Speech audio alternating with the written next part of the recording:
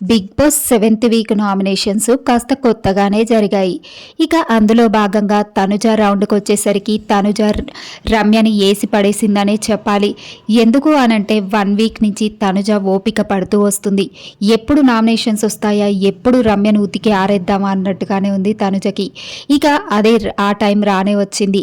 ఇక తనుజ ఆగకుండా రమ్యని నామినేట్ చేసి, ఏం మాట్లాడావు నువ్వు, నా గురించి కళ్యాణ్ గురించి ఏం తెలుసని మాట్లాడావు, అన్నన్ని మాటలు, పెద్ద మాటలు పాస్ చేశావు, మా గురించి ఏం తెలుసని జడ్జ్ చేశావు, నువ్వు వచ్చిన 2 డేస్కే కళ్యాణ్ని అలా అన్నావు, నన్ను టచ్ చేస్తే ఇచ్చి పడేస్తా, లాగిపెట్టి ఒక్కటిస్తా, కింద కాలు కిందేసి తొక్కేస్తా అనే మాటలు, పెద్ద పెద్ద మాటలు మాట్లాడావు.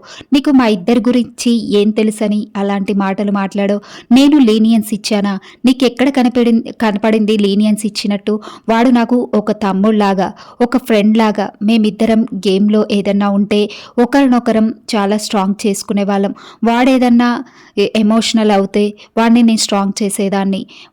నేనేదన్నా ఎమోషనల్లో ఉంటే వాడొచ్చి నాకు ఏదో ఒక మోటివేట్ చేసేవాడు. మేమిద్దరము గేమ్ పరంగా మోటివేట్ చేసుకుంటూ ముందుకు వెళ్తున్నాం. ఇంకా దాన్ని పట్టుకొని నువ్వు మా మధ్యలో రిలేషన్ని క్రియేట్ చేసావు. కానీ నాకు కళ్యాణ్కి చాలా క్లారిటీ ఉంది, ఆడియన్స్కి కూడా పెద్ద క్లారిటీయే ఉంది. నీకు క్లారిటీ ఇవ్వాల్సిన అవసరం నాకు లేదు. నువ్వు వచ్చిన 2 డేస్కే అలాంటి మాటలు మాట్లాడావు.